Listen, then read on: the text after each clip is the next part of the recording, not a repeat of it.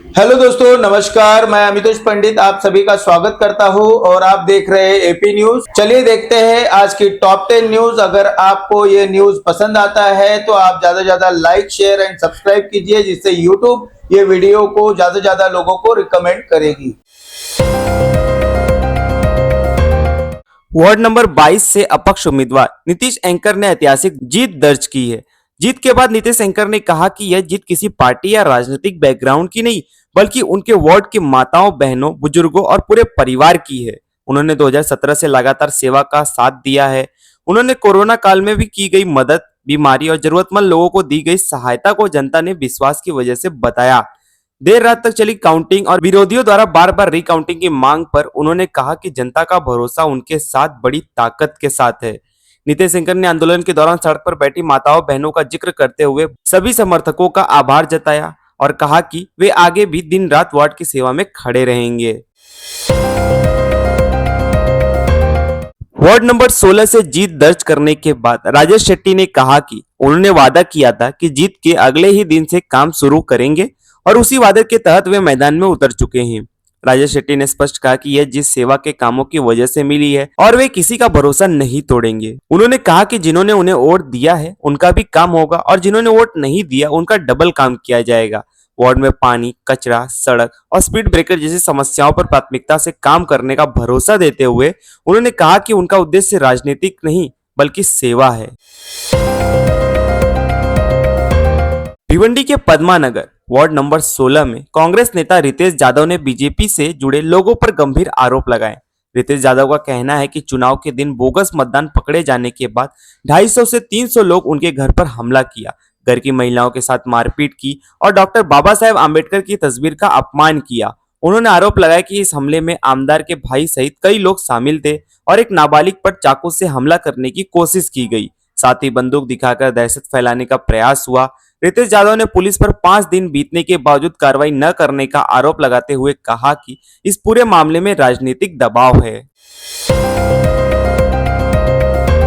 Local body चुनाव के नतीजों के बाद भिवंडी के वार्ड नंबर 1 में तनाव की स्थिति को देखते हुए पुलिस पूरी तरह अलर्ट मोड पर है। हाल ही के दिनों में आमदार महेश चौगले और पूर्व महापौर विलास पाटिल के समर्थकों के बीच बड़े तनाव की खबरों के बाद कानून व्यवस्था बनाए रखने के लिए पुलिस ने बड़ा कदम उठाया।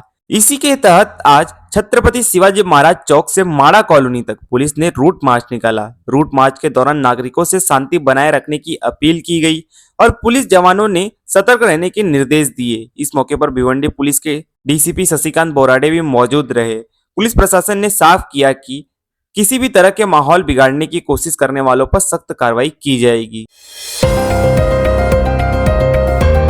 भिवंडी में चुनावी हार के बाद हमीद शेख को इलाके के लोगों का जबरदस्त समर्थन देखने को मिला। हार के बाद बड़ी संख्या में लोग उनके घर पर पहुंचे और भावुक माहौल में कई समर्थकों की आंखों से आंसू छलकते नजर आए। हमीद शेख ने कहा कि वे अल्लाह के हर फैसले को मंजूर करते हैं और हर हार को अपनी जिम्मेदारी और सबक मानते हैं। उन्होंने साफ कहा कि वे इसी निजी हार नहीं मानते और गरीबों की सेवा, दीन के काम और समाज सेवा से कभी पीछे नहीं हटेंगे। चुनाव परिणामों पर बोलते हुए हमीद शेख ने सिस्टम और राजनीतिक गद्दारी पर सवाल उठाए और कहा कि इस नतीजे से मुस्लिम समाज की भावनाओं को ठेस पहुंचती है। भिवंडी कॉरपोरेशन चुनाव के बाद शहर में फोटो की राजनीति एक बार फिर चर्चा में है। वार्ड नंबर 19 से समाजवादी पार्टी के 2 उम्मीदवारों की जीत के बाद लगाए गए एक बैनर में भिवंडी ईस्ट के मौजूदा विधायक रईस शेख की फोटो नहीं होने को लेकर नया विवाद खड़ा हो गया है। यह बैनर अब पूरे शहर में तेजी से वायरल हो रहा है, जिसमें समाजवादी पार्टी के अन्य वरिष्ठ नेता तो नजर आ रहे हैं, लेकिन विधायक की तस्वीर नहीं नजर आ रही है। चुनाव के दौरान पोस्टर और फोटो को लेकर पहले भी तीखी बयानबाजी और विवाद सामने आए थे। ऐसे में नए पोस्टर ने राजनीतिक गलियारों में चर्चाओं को और तेज कर दिया है। दिल्ली एनसीआर के कई इलाकों में घना स्मॉग छाया हुआ है, जिससे जनजीवन पूरी तरह प्रभावित हो रहा है। पांडवनगर स्थित स्वामीनारायण अक्षरधाम मंदिर के आसपास के इलाकों से सामने आए दृश्यों में हवाओं में धुएं की मोटी परत साफ नजर आ रही है। केंद्रीय प्रदूषण नियंत्रण बोर्ड के अनुसार इस इलाके में एयर क्वालिटी इंडेक्स 391 दर्ज किया गया है, जो सीवियर श्रेणी में आता है। खराब हवा के चलते लोगों को सांस लेने में दिक्कत हो रही है और स्वास्थ्य को लेकर चिंता बढ़ गई है। दमन में शहरी इलाके में घूम रहे तेंदुए को वन विभाग ने सुरक्षित रेस्क्यू कर लिया है।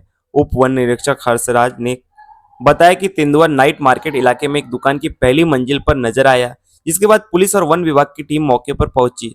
रेस्क्यू के दौरान तेंदुआ फुर्तीला रहा और एक वनकर्मी को हल्की चोट आई।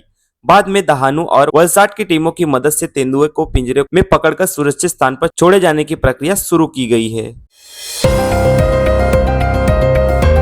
राजस्थान के करौली में नए साल की बाइक रैली के दौरान हुए पत्थरबाजी और दंगा मामले में प्रशासन ने बड़ा कदम उठाया है। मामले में आरोपियों से जुड़े हुए अवैध निर्माण पर कार्रवाई करते हुए प्रशासन ने उन्हें ढहा दिया। अधिकारियों ने स्पष्ट किया कि कानून व्यवस्था बिगाड़ने वालों के खिलाफ सख्त और त्वरित कार्रवाई जारी रहेगी और किसी भी तरह की अवैध गतिविधियां बर्दाश्त नहीं की जाएगी।